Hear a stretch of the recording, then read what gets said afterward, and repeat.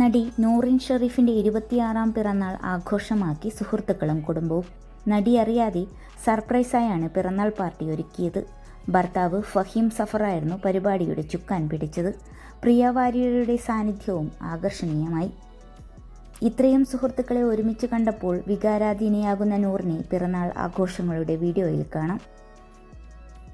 Ashwin Jose, Rajisha Vijayan, Mithun Venugopal, Elsa Mary, Nilja, Jithin Puthenchery, Sanju Sanichan, Ahmed Kabir എന്നിവരും ആഘോഷത്തിൽ പങ്കെടുത്തു.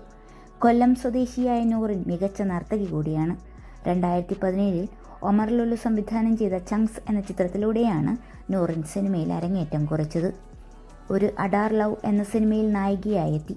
സാന്താക്രൂസ്, വെള്ളയപ്പം, ബർമൂഡ തുടങ്ങിയവയാണ് മറ്റു ചിത്രങ്ങൾ. ജൂൺ, മാലിക്, ഗാങ് ഓഫ് 18, മധുരം തുടങ്ങിയ ചിത്രങ്ങളിലൂടെയാണ് ഫഹീം സഫർ ശ്രദ്ധ നേടുന്നത്. മധുരത്തിൻ്റെ തിരക്കഥാകൃത്തുക്കളിൽ ഒരാൾ കൂടിയാണ്. ദിലീപ്, വിനീത് ശ്രീനിവാസനും ധ്യാൻ ശ്രീനിവാസനും ഒന്നിക്കുന്ന ബബ്ബ സിനിമയുടെ തിരക്കഥ എഴുതുന്നത് നൂറിനും ഭർത്താവ് ഫഹീമും ചേർന്നാണ്.